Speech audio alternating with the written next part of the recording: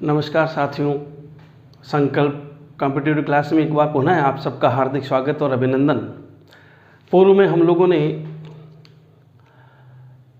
स्वर संधि के बारे में अध्ययन किया था और उनके पांचों भेदों, उनके कई सारे उदाहरण हम लोगों ने किए और ऐसे शब्दों का प्रयोग किया जो परीक्षा में संभवतः पूछे जाते हैं किसी न किसी रूप में, चाहे वह संधि विच्छेद के रूप में हो चाहे संधि के रूप में हो, वह शब्द परीक्षा में पूछे जाते हैं। इसके अलावा मैंने आप लोगों को साथ ही साथ में ट्रिक भी बताई थी कि किस संधि में किस प्रकार की ट्रिक यदि हम प्रयोग करते हैं तो हमें आसानी से वह संधि समझ में आ जाती है, या यूँ कह सकते हैं कि कौन सी संधि किस शब्द में है, इसकी जानकारी भी हमारे द्वारा जो ट्रिक दिए गए थे उन ट्रिकों के माध्यम से हम लोग उस स्वर संधि के भेद के बारे में जानकारी प्राप्त कर सकते हैं। आज हम लोग दूसरी संधि व्यंजन संधि के बारे में अध्ययन करने वाले हैं।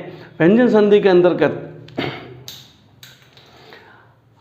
आप लोगों को मैंने पूर्व में भी बताया था कि व्यंजन संधि की परिभाषा किस प्रकार से होती है, तो आज हम उसी से प्रारंभ करते हैं। सूत्रों के माध्यम से हम लोग व्यंजन संधि को समझते हैं। व्यंजन संधि के जो 3 सूत्र मैंने आपको पहले ही बताए थे, व्यंजन प्लस व्यंजन,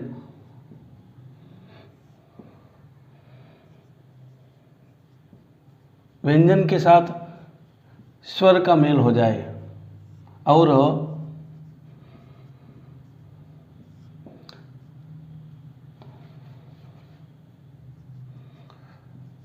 स्वर के साथ व्यंजन का मेल हो जाए, तो इस प्रकार से आप लोग देखेंगे कि दोनों में चाहे आगे हो चाहे पीछे हो, किसी न किसी तरफ व्यंजन जरूर आएगा, किसी न किसी तरफ व्यंजन जरूर आएगा। इसलिए यहाँ व्यंजन संधि का प्रयोग होता है। दूसरा, एक व्यंजन संधि की छोटी सी ट्रिक है। अधिकांश लोग कहते हैं कि जो दूसरा शब्द होता है, मैंने आपको पहले वो उदाहरण के साथ मैंने आपको सूत्र बताया था कि प्रथम शब्द की अंतिम ध्वनि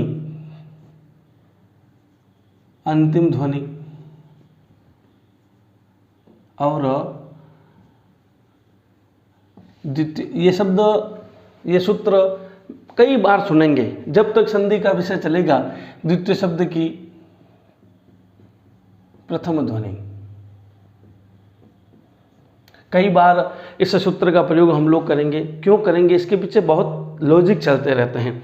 उन लॉजिक को ध्यान में रखते हुए हम लोग इस सूत्र का बार बार प्रयोग करते हैं ताकि आपके दिमाग में अच्छे से बैठ जाए कि संधि करना किन के बीच में है। कई लोग, मैंने आपको बताया था, शब्दों के बीच में करने का प्रयास करते हैं, शब्दों के बीच में संधि नहीं होती। संधि हमेशा ध्वनि, वर्णों, अक्षरों के बीच में ही होती है।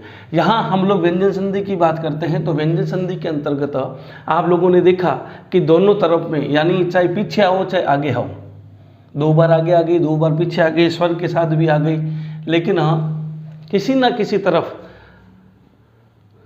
किसी तरफ व्यंजन आना जरूरी है। और एग्जाम्पल के माध्यम से भी हम लोगों ने देखा था कि व्यंजन किस प्रकार से आते हैं। तो मैंने आपको एग्जाम्पल के साथ बताया था, जैसे लिखा हुआ है जगत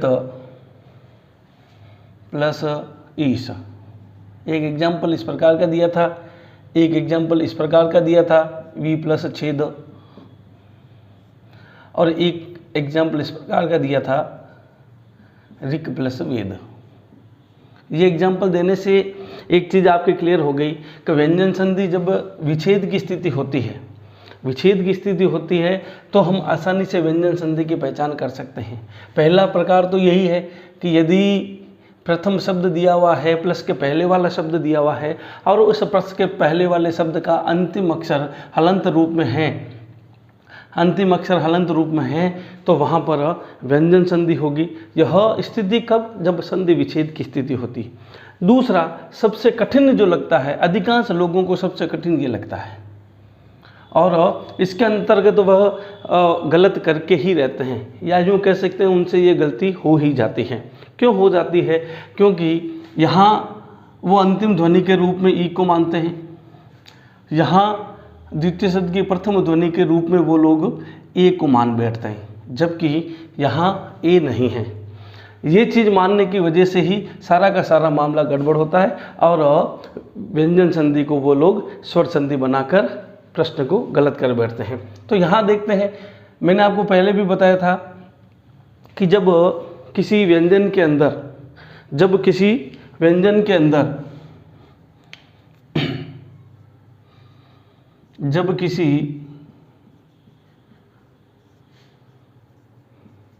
व्यंजन के साथ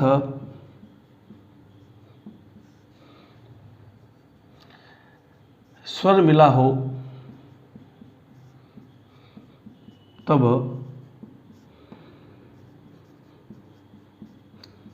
व्यंजन का उच्चारण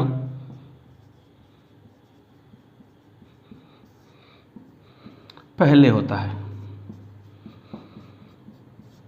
ये आप नोट भी कर सकते हैं, क्योंकि यहाँ बहुत ज़्यादा महत्वपूर्ण चीज़ यही है, क्योंकि ये जो चीज़ आपको दिखाई दे रही है, यह जो तीसरा सूत्र आपको दिखाई दे रहा है, वह तीसरा सूत्र इसी चीज़ को दर्शाता है।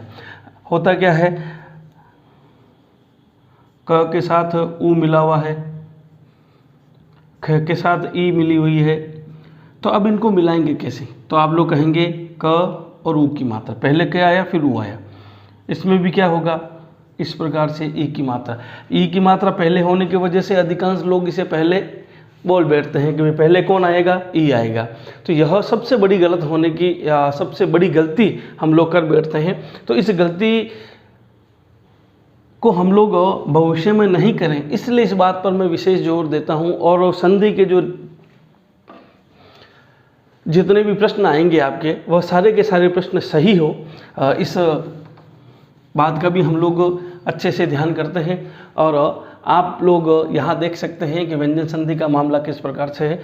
अब हम लोग व्यंजन संधि की जो चीज़ पढ़ने वाले हैं, हम सरल से कठिन की ओर चलेंगे, कि जो नियम सरल हैं, जिनको आसानी से समझा जा सकता है, यूँ कह सकते हैं कि एक बार देखते ही वह नियम हमारे ध्यान में आ जाए, ऐसे नियमों से लेकर हम कठिन की ओर चलेंगे। क्योंकि कुछ नियम ऐसे हैं कठिन हैं, कुछ नियम ऐसे भी हैं इस व्यंजन संधि के अंतर्गत जो दो को मिलाकर, दो नियम साथ में चलते हैं और हम लोग वहाँ गलती कर बैठते हैं। तो ऐसे कई नियमों के बारे में हम लोग इस व्यंजन संधि में अध्ययन करने वाले हैं। तो सबसे पहले हम सरल से कठिन की ओर चलते हैं, लेकिन इसके साथ साथ आपको एक बात और ध्यान रखना पड़ेगा कि अब मैं जो चीज़ करवाने जा रहा हूँ वह तुलनात्मक अध्ययन का भी मामला इसमें रहेगा। क्योंकि व्यंजन स्वर संधि को जब हम लोगों ने पढ़ा था तो उसमें तुलना ज़रूर की थी, लेकिन उसकी तुलना किस प्रकार से थी, कभी किस स्वर का प्रयोग कहाँ पर होगा, आगे या पहले पीछे। इसमें भी इसी प्रकार के कुछ तुलनात्मक अध्ययन हम लोग करेंगे, ताकि आप लोगों के दिमाग में व्यंजन संधि आसानी से बैठ जाए। तो पहले ही सबसे पहला जो नियम है, उस पहले नियम पर ही हम लोग ध्यान करते हैं। नियम इसका भी ध्यान रखना, और इसके बाद हम आगे चलते हैं, उसका भी हम लोगों को ध्यान करना है। पहला नियम है सम के साथ कार, यानी क्री धातु के जो शब्द आते हैं, क्री धातु के शब्द कार, कृत, कृति, करण, कारक, क्रिया, क्री धातु से बने हुए। हालांकि धातु का प्रयोग हम लोग हिंदी में नहीं करते, संस्कृत में ही होता है। पहला नियम इस प्रकार का है कि सम शब्द आ गया, पहले सम शब्द आएगा, उसके बाद इनमें से कोई भी एक शब्द आ जाए, कार, कृत, कृति, करण, कारक, क्रिया और कर्ता, तो इनमें से कोई भी एक शब्द आ जाए, तब क्या होगा, बिल्कुल सरल, बिल्कुल छोटा रूप है, नियम भी बिल्कुल सरल है। तो इनके साथ करना कुछ भी नहीं है, दो परिवर्तन आप लोगों को करना है। सबसे पहला परिवर्तन आपको करना है कि जो म आपको दिखाई दे रहा है उसे अपने ही स्थान पर अनुस्वार के रूप में बदलना। तो करना क्या है, इस म का अनुस्वार हो जाएगा। यहाँ मैं लिख देता हूँ कि परिवर्तन किस प्रकार से करना है। म का अनुस्वार, पहला परिवर्तन होगा मैं को अनुस्वार के रूप में बदलना। फिर क्या होगा, दूसरा जो परिवर्तन है, दो परिवर्तन चलेंगे, वहीं श का आगमन करना है। स किस प्रकार का है, हलंत रूप में है, स का आगमन।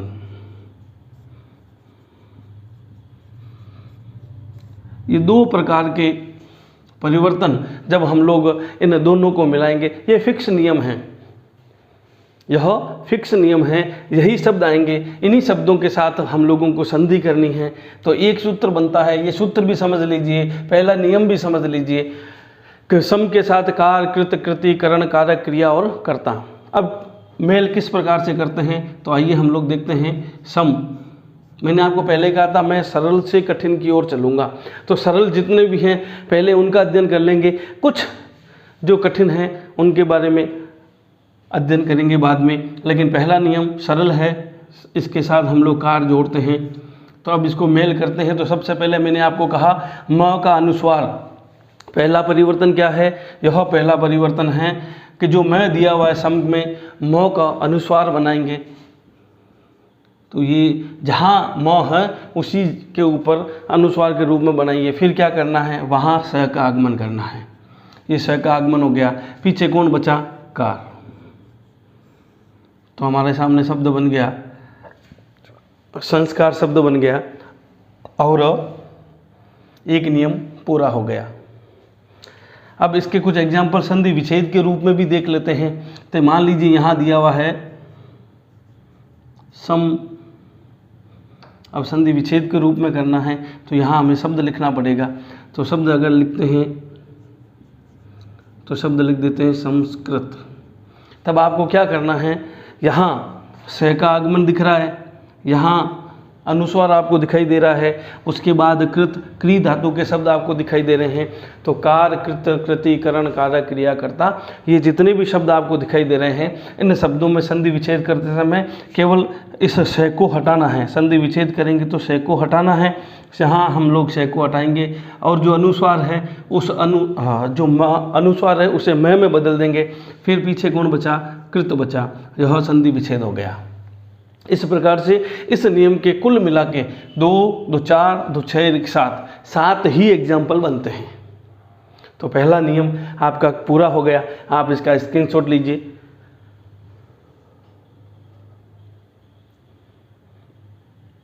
जो भी बात आपको समझ में नहीं आती है वह आप लोग कमेंट बॉक्स में ज़रूर लिखिए, ताकि हम लोग और आपकी समस्याओं का समाधान सरल तरीके से करें।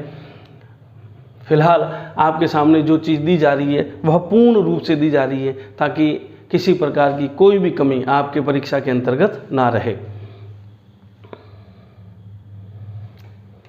चलिए अब हम लोग आगे चलते हैं।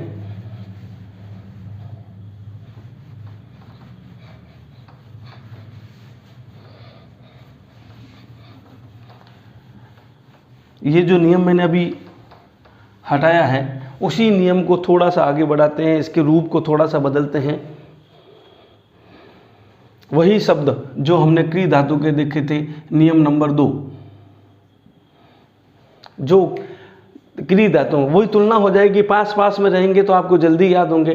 तो इसी प्रकार से हम लोगों ने नियमों को पास पास में रखा है ताकि आपके सामने किसी प्रकार की कोई प्रॉब्लम ना हो। परि शब्द के साथ यहाँ पहले परि आएगा, उसके बाद वही सारे के सारे शब्द कार, कृत, कृति, करण, कर्ता, कारक और क्रिया, वही शब्द हैं जो पहले नियम में थे। अब आप लोग खुद सोचिए कि दोनों नियम साथ में आ गए तो आपको दोनों नियम आसानी से याद हो गए।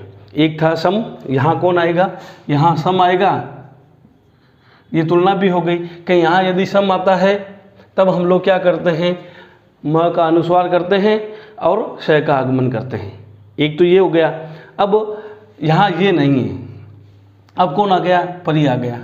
परि आ गया, परिवर्तन कुछ भी नहीं, केवल आगमन करने का काम करना है, केवल लाने का काम करना है।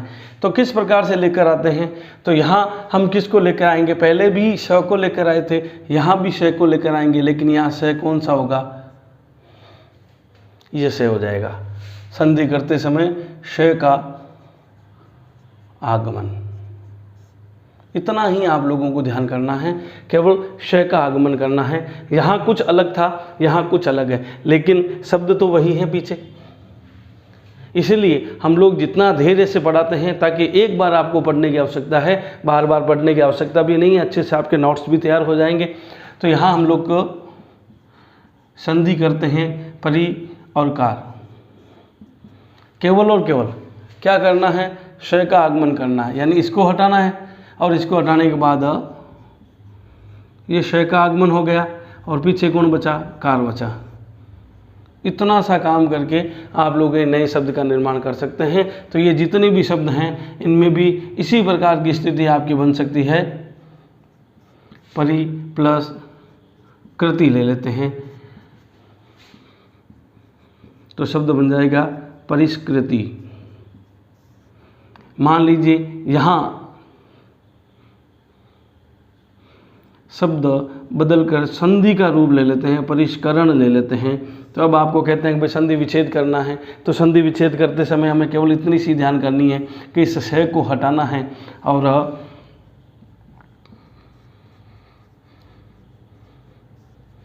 परिष्करण हो जाएगा। ऐसे कैसे सारे शब्द बनते हैं, और इन नियम में 7 ही शब्द हैं तो 7 ही एग्जाम्पल बनते हैं।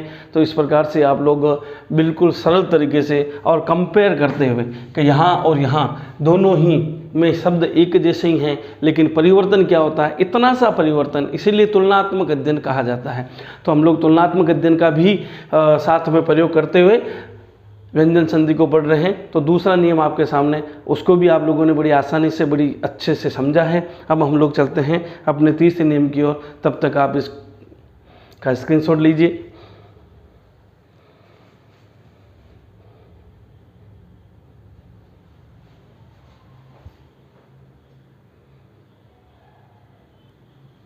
आप लोगों ने स्क्रीनशॉट ले लिया होगा। अब हम लोग अपने तीसरे नियम, और उस तीसरे नियम के बारे में आपको एक छोटी सी जानकारी देना चाहूँगा कि वो सारे के सारे नियम जो हैं वह सारे के सारे नियम त से संबंधित हैं। किससे संबंधित हैं, त से संबंधित सारे के सारे नियम हैं। तो आइए हम लोग अपने तीसरे नियम की तरफ चलते हैं।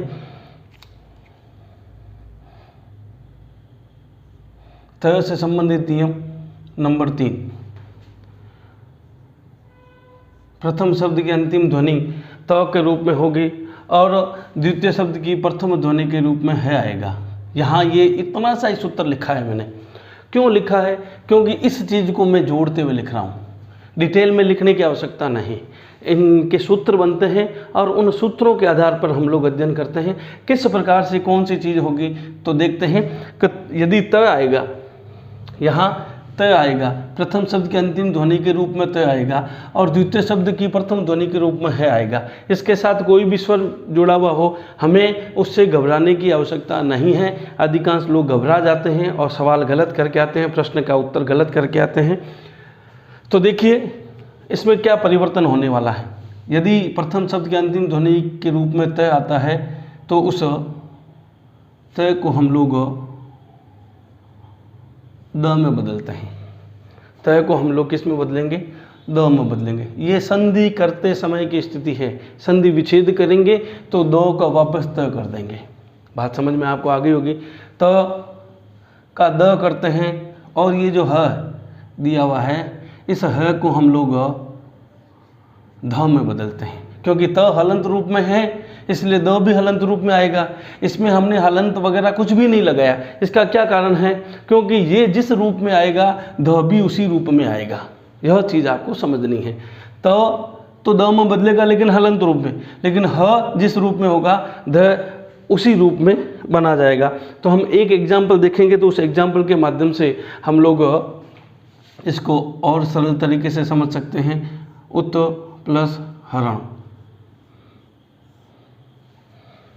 यहाँ यह जो चीज़ आपके सामने रखी हुई है उत और हरण, यहाँ कौन आ गया, त आ गया, यहाँ कौन आ गया, है आ गया। तो आप लोग देखें तो के साथ त को किस में बदलना है, त के साथ यदि है तो परिवर्तन हो जाएगा, दोनों में ही बदलना है। त के नियम पढ़ रहे हैं तो सबसे पहले आप लोग किसको बदलेंगे, तो आप लोग खुद समझते हैं। त को बदलते हैं द में, है को किस में बदलेंगे, तो ह जिस रूप में है ध उसी रूप में आएगा। तो ह के साथ अ मिला हुआ तो ध पूरा आ जाएगा और र और ण। तो शब्द बन गया उद्धरण। इस उद्धरण को हम लोग कुछ अलग रूप से भी लिख सकते हैं। एक नई चीज़ भी आपको सीखने को मिलेगी इस नियम में। ये कहता है कि द और ध हलंत रूप में है। जब भी द हलंत रूप में आता है, जिसके बाद कोई भी अक्षर आता है, तो वह उसके पदेन रूप में चला जाता है। किस प्रकार से जाता है ये देखिए, द और ध पूरा होने के बाद भी उसके पैरों में चला गया और शब्द बन गया उद्धरण। अवतरण, उद्धरण जो चिन्ह होते हैं, इन्वर्टेड कोमा जिसे हम लोग कहते हैं, वह यहाँ दिया हुआ है। अब एक एग्जाम्पल हम संधि विच्छेद का देखते हैं कि किस प्रकार से हम लोग संधि विच्छेद भी कर सकते हैं। शब्द दिया हुआ है उद्धार। यहाँ आप लोग देखेंगे कि शब्द दिया हुआ है उद्धार, और इस उद्धार शब्द में आपको देखना क्या है, द हलंत रूप में आ गया, उसके साथ ध आ गया। तो अब संधि विच्छेद करना है, संधि विच्छेद करना है। संधि करते समय तो इसको लेकर आए थे, संधि विच्छेद करेंगे तो वापस ये आ जाएगा। तो द को उधर ले जाकर आप बदल दीजिए तम। ध आया हुआ है, ध के साथ आ की मात्रा आई है, कोई बात नहीं, ध को बदलिए। किस में बदलना है, ह में बदलना है। ध को किस में बदलना है, ह में बदलना है। इसके साथ आ की मात्रा है, ये आ की मात्रा, और ये इस प्रकार से इसका हम लोग संधि विच्छेद कर सकते हैं। परीक्षा में आपको कंफ्यूज करने के लिए वो शब्द कैसे देता है, यह चीज़ सबसे महत्वपूर्ण है। यहाँ हम लोग कुछ ना कुछ गड़बड़ कर बैठते हैं। वो गड़बड़ क्या करते हैं, हम शब्द को समझ ही नहीं पाते और हमसे गलती हो ही जाती है। शब्द लिखा हुआ पद्धति, ये सारे शब्द परीक्षाओं में किसी ना किसी परीक्षा में पूछे हुए हैं और बहुत इंपॉर्टेंट रूल्स के अंतर आता है। ये सबसे महत्वपूर्ण नियमों में आता है। बिल्कुल सरल, मैंने पहले कहा था सरल से कठिन की तरफ चलेंगे। सरल नियम है लेकिन उसके बावजूद भी गलत होता है। यहाँ देखिए ये इस प्रकार से आता है तो हम लोग कंफ्यूज हो जाते हैं। कंफ्यूज होने की ज़रूरत नहीं है। क्यों? क्योंकि आप लोग देखिए कि द के नीचे कोई भी अक्षर यदि आता है तो समझिए द आधा है। आप इसको वहीं पेपर पर भी नोट करके इस प्रकार से भी लिख सकते हैं। जब आप इस शब्द को इस प्रकार से लिखेंगे, लिखते ही आपके ध्यान में आएगा कि यहाँ द है और यहाँ ध। द और ध जब पास में आते हैं तो नियम तय वाला काम आता है। द को वापस बदलते हैं त में, ध को बदलते हैं वापस ह में। तो संधि विच्छेद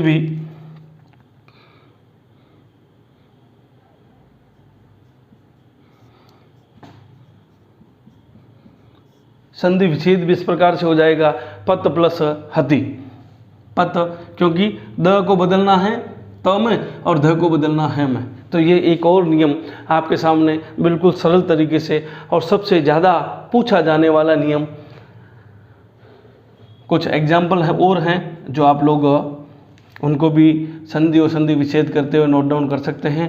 शब्द लिखा हुआ है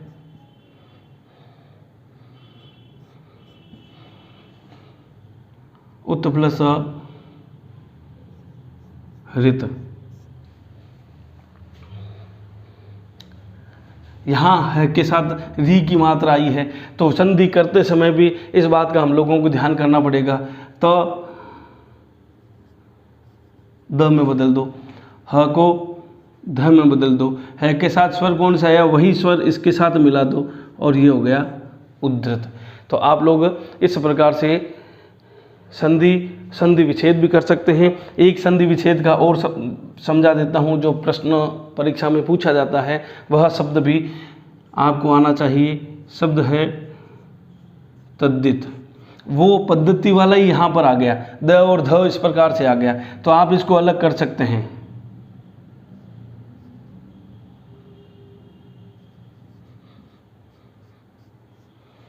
द हलंत रूप में ध के साथ मात्रा कौन सी आ गई, ई की मात्रा आ गई। अब आप संधि विच्छेद करते हैं।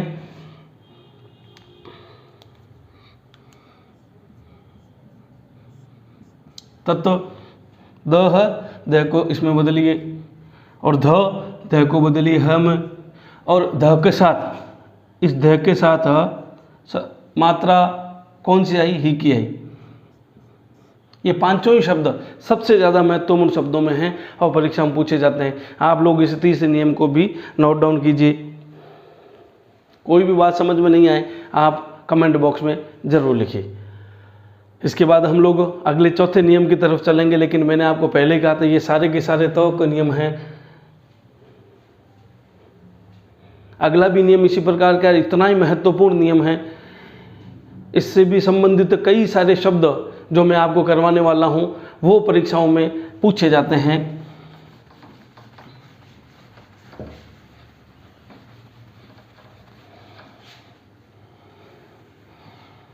नियम तय का ही है। ये कहता है कि तो के साथ यदि श आ जाए, मतलब क्या हो गया, प्रथम शब्द की अंतिम ध्वनि, नियम भी बदल देते हैं, नियम नंबर 4 हो जाएगा। प्रथम शब्द की अंतिम ध्वनि तो हलंत रूप में है, कोई दिक्कत नहीं है। द्वितीय शब्द की प्रथम ध्वनि श किसी भी रूप में आ सकता है, मात्रा के साथ भी आ सकता है, स्वयं भी हलंत रूप में आ सकता है, वो बात ज़्यादा महत्वपूर्ण नहीं है। अब इसमें क्या करना है, बदलना दोनों को ही है, यहाँ दोनों ही बदले जाते हैं। त को बदलना है च में, त हलंत रूप में है तो यहाँ भी च आएगा। श को बदलना है छ में, श को बदलना है छ में, तो ये दोनों जब आकृति होगी तो यह दोनों को साथ में मिलाएंगे तो इस प्रकार से यह बनेगा छ। अब बताइए, यहाँ तक मैं समझता हूँ कि आपको किसी प्रकार की कोई भी समस्या नहीं है, लेकिन स्टेप बाय स्टेप यदि हम लोग पढ़ते हैं तो मेरा मानना है कि संधि एक बार पढ़ने की आवश्यकता है, बार बार पढ़ने की आवश्यकता भी नहीं है। त और श दोनों को जब मेल करते हैं तो उसके कुछ एग्जाम्पल्स, सबसे ज़्यादा पूछा जाने वाला एग्जाम्पल वही आपको लिखता हूँ, वही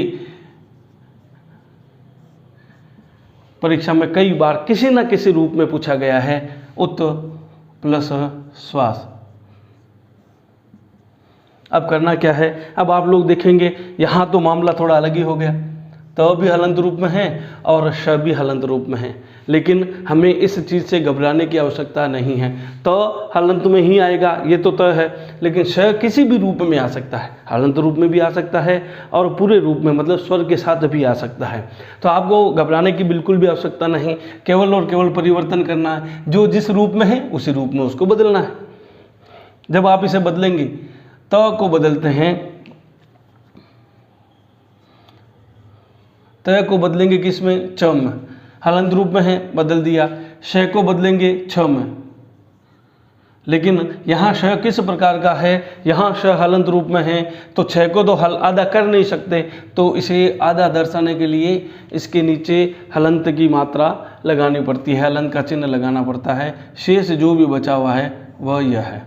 अब सबसे बड़ी महत्वपूर्ण बात क्या है, यह शब्द आप भले इसको स्टार भी लगा सकते हैं, यह शब्द किसी न किसी रूप में पूछा जाता है। उपसर्ग में भी यह शब्द आता है, संधि में भी यह शब्द आता है और इसके साथ साथ शब्द शुद्धि में भी यह शब्द आता है। जिस शब्द के नीचे मैं स्टार लगाता हूँ, जिस शब्द के साथ स्टार लगाता हूँ, आप समझ लीजिए वह शब्द हर दृष्टि से महत्वपूर्ण है, चाहे वह संधि की दृष्टिकोण हो, चाहे वह शब्द शुद्धि की दृष्टिकोण हो और चाहे वह उपसर्ग का दृष्टिकोण हो, वह सारे के सारे शब्द महत्वपूर्ण होंगे। अगला ऐसा ही एक शब्द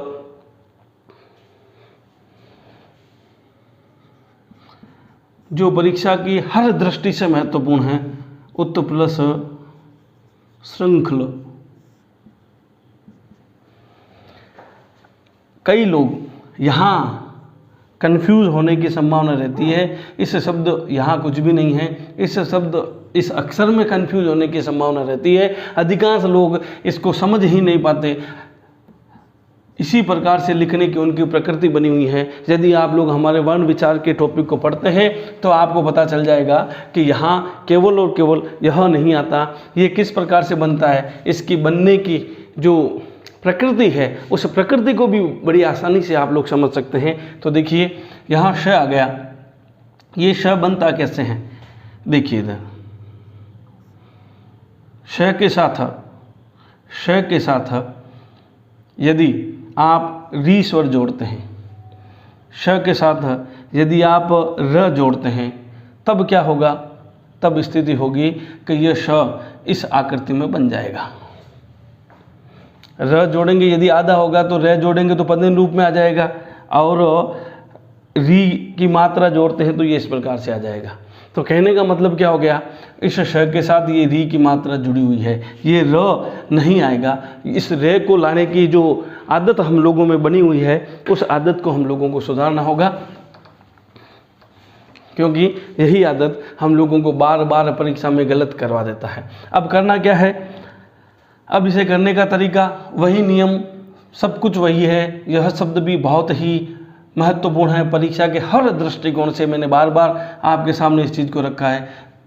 त को बदलना है च में, श को बदलना है छ में, श के साथ मात्रा किसकी आई, री की मात्रा आई, तो इसके साथ भी री की मात्रा जोड़नी है। शेष बचा हुआ जो भी भाग है वो यहाँ पर लिख देना है, और अनुस्वार है तो अनुस्वार भी लगाना है। तो उच्च श्रृंखल इस प्रकार से शब्द बन गया। यह शब्द भी हर दृष्टिकोण से महत्वपूर्ण है। स्टार लगा लीजिए, उपसर्ग, संधि, शब्द शुद्धि, हर दृष्टि से। कुछ एग्जाम्पल हम थोड़ा जल्दी करते हैं, चलिए। उत प्लस श्वसन, यहाँ कुछ शब्द और दे देता हूँ जिसको आपको संधि विच्छेद करना होगा।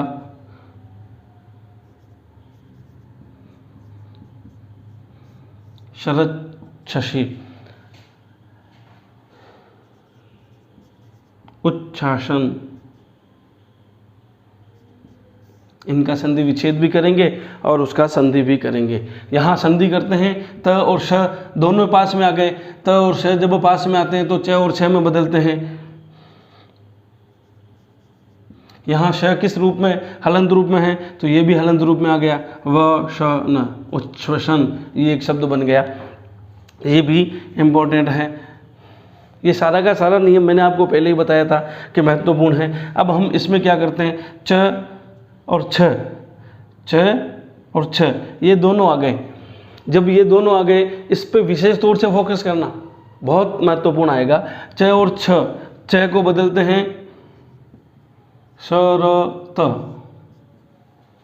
और छ को बदलते हैं श में,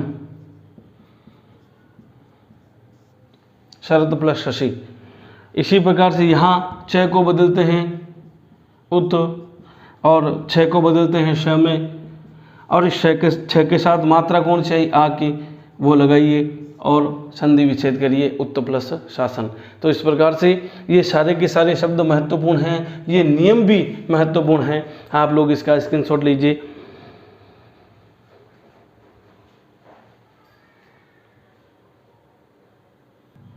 आप लोगों ने उसका स्क्रीनशॉट ले लिया होगा।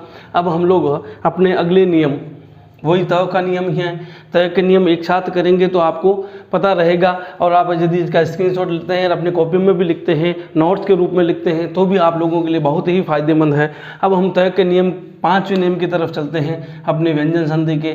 तो त, इसमें केवल त में ही परिवर्तन करना है, और वो परिवर्तन वो कहते हैं कि गिरगिट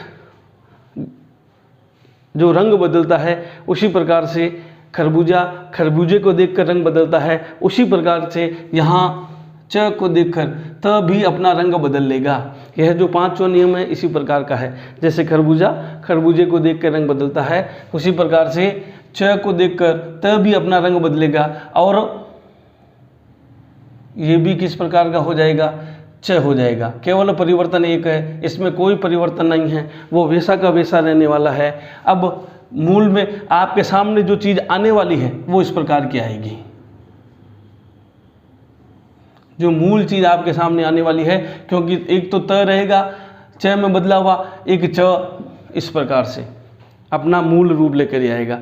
तो आप लोग इसके कुछ एग्जाम्पल्स, जब भी आप देखते हैं कि दो च साथ में आ गए, एक हलंत रूप में आ गया और एक पूरे रूप में आया है, स्वर के साथ आया है, तो आप लोग वहाँ इसी प्रकार के नियम का प्रयोग करिए।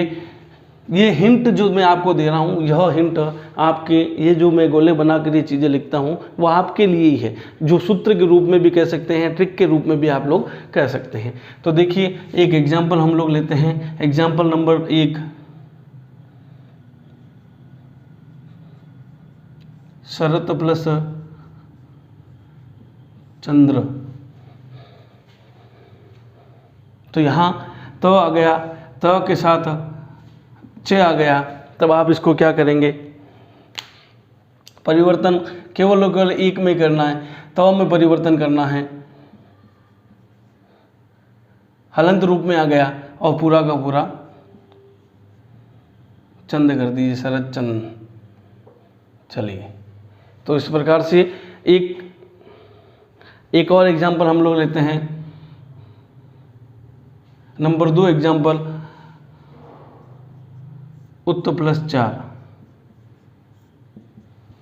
यहाँ हम लोग एग्जाम्पल बिल्कुल आसान करते हैं, च त आ गया, त के साथ च आ गया, तो शब्द बन गया उच्चार। ये तो हो गए संधि के नियम, संधि करना। अब संधि विच्छेद करना,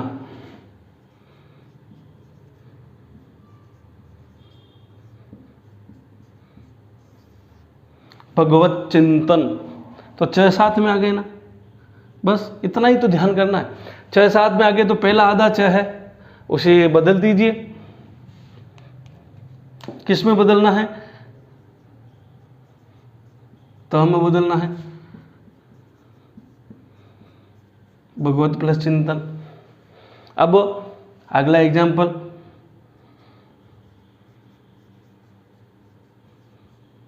उच्चारण, वही 2 च साथ में आ गए, पहले च को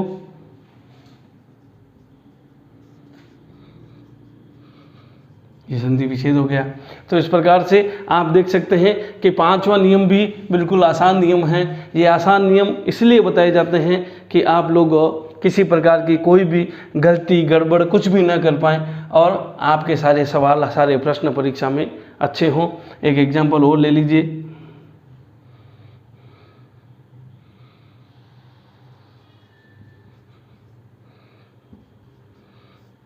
सच्चरित्र, आधा आ गया, बदलना किस में है,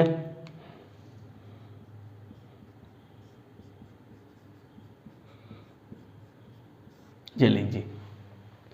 आप इसका भी स्क्रीनशॉट लीजिए ताकि किसी प्रकार की कोई भी समस्या आपके सामने न रहे।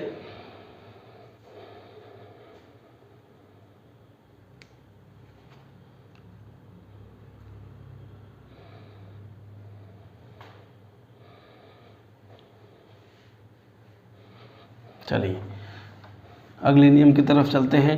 ये जितने भी शब्द आपको लिखाए जा रहे हैं ये सारे के सारे शब्द परीक्षा के दृष्टिकोण से महत्वपूर्ण हैं।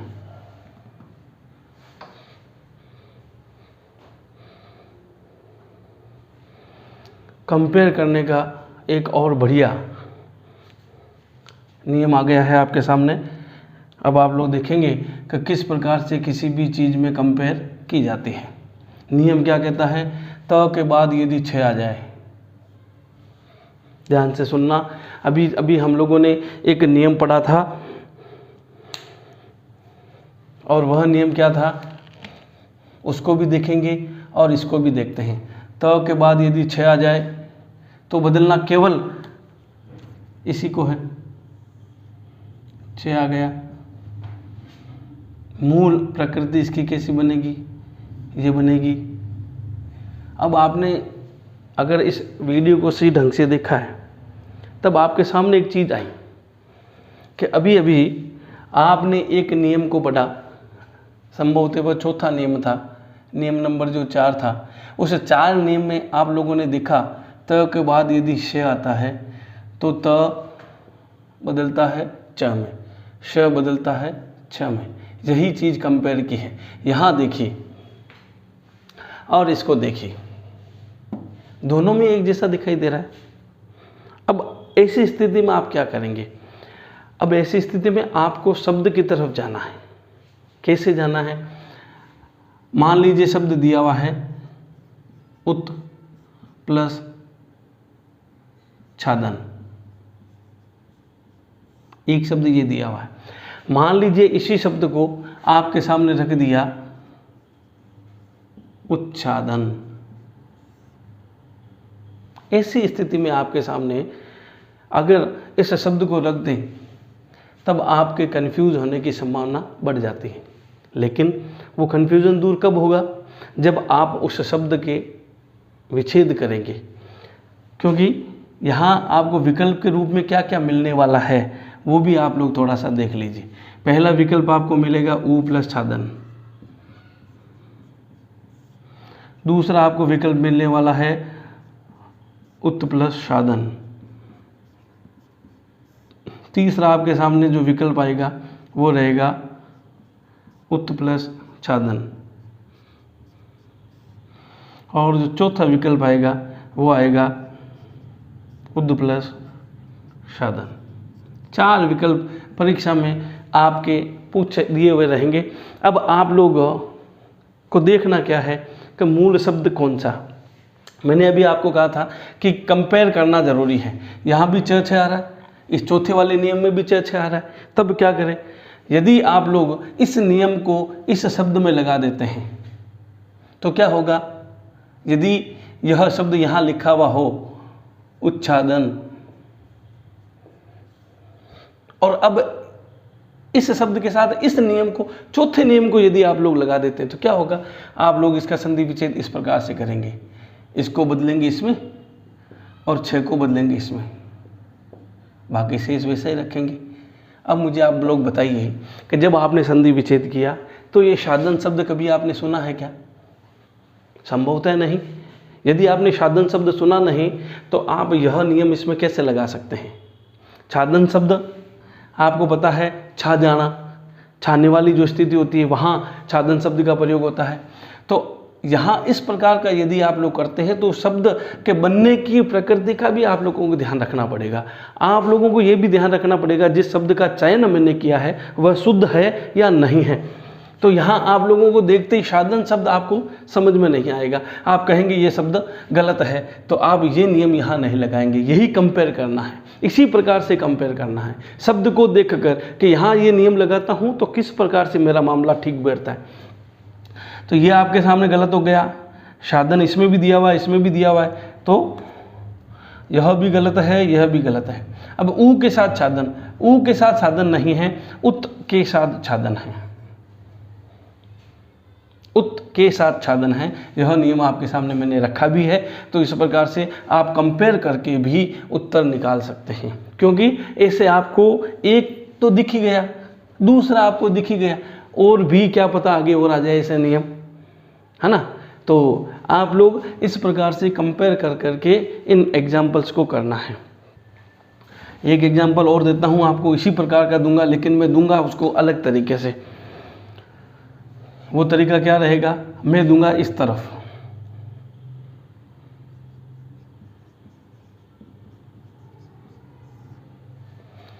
सच्छाया। अब फिर वही बात, वही कंपेयर, वही चीज़ें, दोनों नियम आपके सामने रखे हुए हैं। चौथा नियम भी रखा हुआ है, छठा नियम भी आपके सामने रखा हुआ है। अब आप क्या करेंगे? तब आप कहेंगे कि ऐसे ही इस नियम को लगा कर यदि यहाँ देखते हैं तो चीज़ क्या होगी? इस नियम को लगा कर देखेंगे तो आपके सामने जो चीज़ आपको मिलने वाली है, छाया, इस शब्द को देखो, इस शब्द को देखते ही आपको लगेगा ये शब्द हमने कभी भी नहीं सुना है। जब आपने इस शब्द को सुना ही नहीं तो आप इसमें ये नियम कैसे लगा सकते हैं? एक बार आप रफली उस पेपर वर्क में करके देखेंगे। जब पेपर में करके देखेंगे तो आपको लगेगा, पेपर में नहीं भी करते हैं, यह एग्जाम्पल आपको दिया हुआ रहेगा संधि विच्छेद करते समय, तब भी आपको इस शब्द को देखना है, क्योंकि जितना धैर्य के साथ आप पेपर को करेंगे तो प्रश्न ज़्यादा सही होने की संभावना रहती है। तो यहाँ यह नियम लागू नहीं होगा, यह शब्द कहीं पर भी किसी प्रकार का नहीं है। तब हम वापस चलते हैं अपने इस छठे नियम की तरफ। केवल और केवल एक परिवर्तन होगा, वह परिवर्तन क्या होगा? शत प्लस छाया।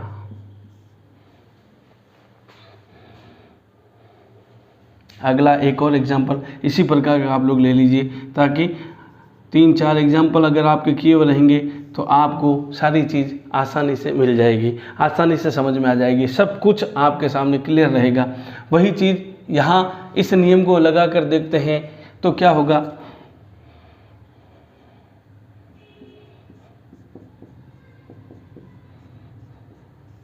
ये नियम आप लगा के देखते हैं तो जो शब्द आपके सामने बना हुआ है आप उसको देख कर ही कह देंगे नहीं, यहाँ पर किसी प्रकार का कोई भी नियम लागू नहीं होता है, क्योंकि छिन्न शब्द कोई भी नहीं है। शब्द तो छिन्नी होता है, जैसे हम छिन्न भिन्न करते हैं वैसे ही छिन्नी शब्द होता है। तब आप इसका संधि विच्छेद उत प्लस छिन्न इसी प्रकार से करेंगे और आपके सामने यह छठा नियम भी कंप्लीट हो गया। आप लोग कंपेयर करके भी इस चीज़ को पढ़ सकते हैं, इसलिए हम स्टेप बाय स्टेप बड़े धैर्य के साथ आपको चीज़ें बता रहे हैं। जल्दबाजी में कोई भी काम हमारा आपके सामने नहीं रहेगा। आप लोगों ने जो 6 नियम देखे हैं उन 6 नियमों में आपको किसी भी प्रकार की कोई भी डाउट होती है तो आप लोग हमारे कमेंट बॉक्स में ज़रूर लिखिए। शेष हम लोग अगले वीडियो में आपको और नियम देने वाले हैं, क्योंकि व्यंजन संधि के खूब सारे नियम हैं, सरल नियम चल रहे हैं। कठिन नियम आएंगे तो मैं आपको उसकी तरफ इशारा भी करूंगा कि यहाँ अब कठिन नियम शुरू होने वाले हैं, प्रारंभ होने वाले हैं। हमारा वीडियो यदि आपको अच्छा लगता है तो लाइक कीजिए, शेयर कीजिए, सब्सक्राइब कीजिए। धन्यवाद। जय हिंद, जय भारत।